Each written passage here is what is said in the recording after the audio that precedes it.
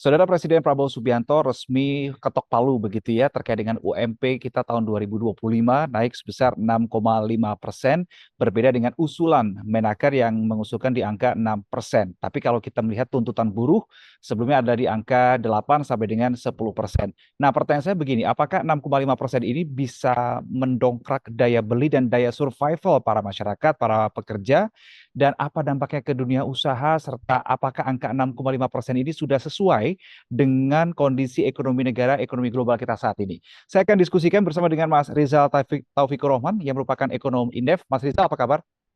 Baik, alhamdulillah, Mas. Baik. Tiga besar hal yang akan saya tanyakan ke Mas Rizal tadi sudah saya sampaikan di awal. Kita coba soroti yang hal pertama, Mas Rizal. Bagaimana angka 6,5% ini bisa dampaknya ya ke daya beli konsumen, ke daya survival para masyarakat sendiri, Mas? Ya, pertama begini, yang harus kita lihat, memang harapannya ini bisa meningkatkan daya beli ya, Hmm. harapannya. Jadi ketika naik 6,5%, karena ini kan minimum ya, minimum 6,5%, kemudian diimplementasikan setiap daerah, dan tentu besarannya setiap daerah kan berbeda-beda, karena baseline setiap daerah kan berbeda-beda ya. Nah, dan ini pemerintah nampaknya untuk menjawab selama ini berkaitan dengan stagnasi dari pertumbuhan konsumsi rumah tangga gitu. Nah, harapannya konsumsi rumah tangga kan didongkrak dari pendapatan, ya. Nah, dengan kenaikan UMP, harapannya memang pekerja berpenghasilan rendah ini memiliki daya beli yang lebih besar sehingga bisa mendorong konsumsi domestik. Nah, kemudian karena konsumsi domestik kan selama ini menjadi pendorong utama pertumbuhan ekonomi kita hampir 60%. Nah, kemudian harapan lagi ya dampak dari UMP ini peningkatan kesejahteraan pekerja nih. Jadi kalau bicara kenaikan UMP maka akan membantu meningkatkan taraf hidup pekerja ini, kemudian setidaknya kemiskinan juga menjadi berkurang, tertekan gitu ya. Dan juga harapannya lagi yang paling penting adalah bagaimana UMP ini bisa menjadi eh, apa namanya bridging ya dalam mendorong inklusi sosial. Tapi yang paling penting eh, juga adalah yang tidak kalah penting mesti dilihat dampaknya adalah produktivitas. Ya, jadi kalau misalnya upah naik, maka produktivitas kan mestinya naik gitu.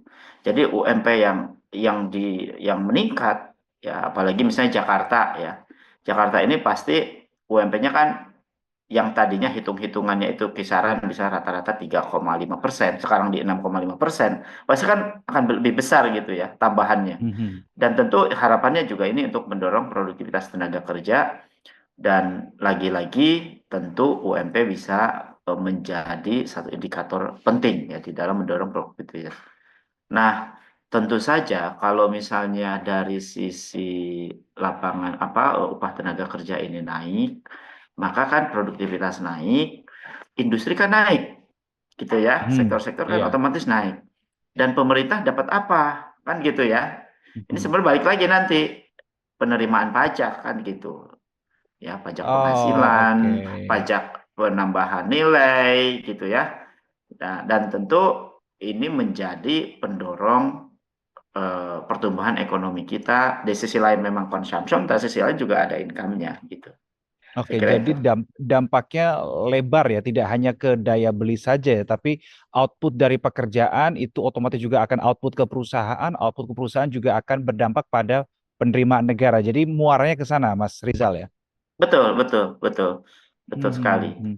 Oke. Makanya ketika tahun depan misalnya ya, rencana pemerintah karena ada undang-undang PPH itu Hmm. untuk menaikkan 12%, ya kan? Nah, Hmm. harapannya menurut saya jangan dulu nih, ya, jangan dulu dinaikkan supaya kita lihat dampak dari kenaikan UMP ini. Kan kalau kemudian ada satu kebijakan, kita ingin lihat efektivitasnya dulu nih. Betul. Ya, apakah consumption mungkin triwulan pertama tahun depan atau triwulan keempat tahun ini bisa lihat dulu apakah efektif nggak gitu ya. Jangan-jangan ini kurang efektif nih, harus diperbaiki kan, Hmm. diinovasi kebijakan ini mana kurang dan mana lebihnya sehingga kebijakan UMP 12% itu juga menurut saya apa maaf PPN 12% tahun PPN. depan Ya. ya PPN 12% tahun depan dari 11%, itu mestinya dikaji ulang dan ditinjau ulang. Bahkan menurut saya sih di hold dulu lah begitu ya. Hmm. Karena itu kemungkinan besar memberatkan apa bagi industri gitu. Di hold Karena untuk berapa industri lama yang Mas kira-kira Mas? sampai lihat di apa namanya dari sisi produktivitas perusahaan atau industri ini gitu ya. Minimal berapa Apakah bulan itu rentang waktunya? ya memang biasanya kalau policy itu kan 1 semester ya atau lihat. Hmm. Jadi kalau misalnya short term ya bisa misalnya dalam 1 triwulan akan sangat efektif saya kira 2 triwulan kelihat keajegan atau konsistensi dari kebijakan itu efektif atau tidak. Kalau satu periode ya ini terlalu terlalu apa namanya terlalu cepat begitu. Akan sangat baik lagi kalau misalnya kebijakan itu konsisten nggak dalam 2 periode gitu, dalam 2 triwulan katakanlah begitu. Baru Oke. kemudian di apa namanya dikaji lagi atau juga dilakukan perhitungan lagi kira-kira dengan adanya dampak kebijakan UMP katakanlah begitu ya nanti PPN ini kira-kira perlu atau tidak gitu saya kira itu Nah, sih. kalau misalkan oke, setidaknya 2 triwulan pertama, berarti itu kan 1 semester ya, 6 bulan pertama berarti ya di tahun depan itu kan Mhm. tidak dinaikkan tuh atau tidak diterapkan PPN 12%, Mhm. otomatis 6 bulan pertama kita masih bisa merasakan dampak dari kenaikan UMP itu. Tetapi kalau misalkan itu seandainya itu diterapkan, ya apakah ini juga masih bisa terasa Mas dampak dari kenaikan UMP itu ketika PPN 12% diterapkan? Karena gini kebijakan itu bisa saja ada yang efektif tidak efektif mungkin ketika Hmm, PPN tidak diterapkan ini hmm, kebijakan ini efektif nih hmm, ya karena kalau kalau bicara kan gini ya UMP ini kan sekarang saja mungkin bagi consumption tenaga kerja ini menguntungkan, tapi bagi ya, perusahaan ini negatif nih. Biaya produksi hmm, lebih tinggi, kemudian juga memang akan ada risiko penganggurannya gitu ya, realokasi usahanya, inflasi kan ketika nerima kita ada risiko-risiko itu kan gitu. hmm. Jadi kita melihat UMP dari sisi positif dan negatifnya ya. Jadi negatifnya tentu sekarang respon perusahaan dengan kenaikan UMP kan pasti berbeda-beda nih Betul. ya. Dan itu biaya production kan, biaya produksi. Dampaknya apa Nah, sih Mas ke karena kira-kira Mas ketika UMP itu naik 6,5% ke pengusaha mereka akan merasakan oke biaya produksinya akan tinggi. Ketika biaya produksi tinggi, what next? Apa dampak ikutannya? nah, tentu apalagi ke misalnya ya kalau biaya tinggi, maka kan harga-harga akan naik dong. Kan ada Betul. penyesuaian harga juga kan. Nah, Mhm. terutama perusahaan-perusahaan atau industri yang padat karya. Kan banyak tenaga kerjanya gitu Hmm. ya. Maka itu menjadi cost lagi ya. Dan tentu akan bisa punya potensi menurunkan margin keuntungan atau meningkatkan harga produk kan gitu. Mhm. Nah, tentu ini menjadi catatan. Nah, bagaimana apa peningkatan UMP ini memang di sisi lain kita ingin consumption, tapi di sisi lain kita juga ingin mendapatkan pendapatan negara, tapi konsekuensinya dengan kalau kita menganggap bahwa pasar katakanlah ya pasar barang maupun jasa yang di-create ya dengan dari perusahaan-perusahaan itu sangat bagus daya serapnya, mungkin transmisinya akan bagus gitu. Tapi Hmm. kalau kemudian ternyata marketnya tidak responsif terhadap apa consumption barang dan jasa, nah ini kan jadi buah si malakama ya Mhm. dengan kenaikan UMP ini. Oleh karena itu, maka perlu direspon oleh setiap daerah ya, karena ini kan daerah nanti yang imbasnya Betul. daerah ya, karena respon 6,5 ini provinsi yang harus menerjemahkan kan begitu ya, atau Mhm. menyesuaikan UMP-nya. Nah tentu perusahaan-perusahaan setiap provinsi kan berbeda-beda Ya. ya, dari struktur biayanya, kemudian juga terkait dengan marketnya ya, sensitivitas Mhm. terhadap perubahan harga dan konsumen sangat sangat terpengaruh. Nah untuk itu maka ini juga menjadi apa ya penting agar respon UMP naik 6,5% ini direspon oleh daerah secara cepat dengan melakukan apa penyesuaian ya Mhm. penyesuaian policy yang ada di daerah untuk mensupport ini gitu dan tentu harus Hmm. segera koordinasi dengan para pengusaha di daerah gitu ya berkaitan dengan ini karena pasti akan ada respon yang apa namanya, mungkin keberatan gitu ya. Ya, Terutama pasti. mungkin harus mendengarkan asosiasi-asosiasi pengusaha gitu ya berkaitan dengan ini. Dan ini kan tentu pemerintah ingin mencoba consumption-nya naik kan begitu ya. Karena daya Hmm. beli kita harapannya di triwulan 3 ini bisa mendongkrak ya meskipun ada Nataru gitu ya selama ini. Kan harus Hmm. ada momen-momen atau juga pilkada gitu ya. Tetapi nampaknya kedua ini masih belum cukup gitu ya untuk mencapai target pertumbuhan ekonomi yang ditargetkan. Nah, sehingga Oke. saya kira Mhm. kenaikan UMP ini akan memberikan angka positif gitu ya. Hanya saja tentu dalam mekanisme dan respon pasar tenaga kerja maupun pasar barang dan jasa harus positif terhadap kebijakan ini gitu. Oke, Mas Rizal, menarik ketika tadi Anda sempat menyinggung berbeda daerah bisa jadi nominalnya beda karena memang baseline-nya memang sudah berbeda begitu ya. Nah, satu hal juga yang ditakutkan ketika UMP naik 6,5% ini adalah terkait dengan eh, pihak pengusaha yang melihat, oke, ketika biaya produksi saya di wilayah ini tinggi, kemudian dia akan mencari lagi wilayah lain yang mungkin bisa ini biaya produksinya mungkin bisa lebih rendah, otomatis menjadi pindah tempat untuk lokasi usahanya yang ditinggalkan akan meninggalkan pekerjaan-pekerjaan atau pengangguran bisa jadi begitu. Apakah terbaca sampai dengan di sana, Mas Rizal, dampak dari UMP Iya, ini? betul. Dampak negatif dari UMP itu pasti akan ada alokasi usaha. Saya tadi udah sampaikan. Terutama yang Hmm, basis manufaktur nih. Ya, hmm, tetapi in the short term memang tidak mudah memindahkan usaha itu langsung ya, mobile karena mobilitas usaha di kita juga kan butuh waktu ya. Ada time betul. lag. Bahkan ketika memindahkan usaha ya operasional misalnya dari satu daerah ke daerah lain atau satu daerah ke negara yang lain yang upahnya lebih rendah itu nggak mudah karena Hmm. mobilitas tenaga kerja dan mobilitas upah di kita juga tidak mobile. Sehingga nampaknya relokasi usaha ini akan terjadi ke perusahaan-perusahaan yang mobilitasnya cepat ya. Jadi Seperti dia apa tuh akan contohnya, Mas? menghitung Kira-kira? misalnya perusahaan-perusahaan yang berbasis misalnya industri manufaktur dengan teknologi tinggi misalnya gitu. Hmm, Ya, kan itu teknologinya tinggal pindahkan saja. Kalau mindahin orang kan juga nggak mudah untuk betul. mencari yang memiliki kompetensi sesuai dengan tempatnya sebelumnya kan. Mhm.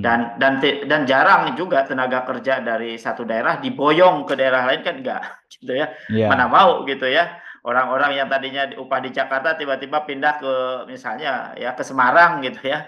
Yang tentu dengan UMP yang jauh lebih kecil pasti akan mempertimbangkan lebih baik masih tetap di Jakarta kan kira-kira gitu. Mhm. Jadi nah ini juga menjadi akan berdampak hanya saja kalau kemudian tidak ada kebijakan lain gitu ya yang mensupport kebijakan ini memang akan ada keputusan-keputusan ya bagi pengusaha untuk tadi relokasi usaha ke tempat yang UMP-nya jauh lebih rendah gitu.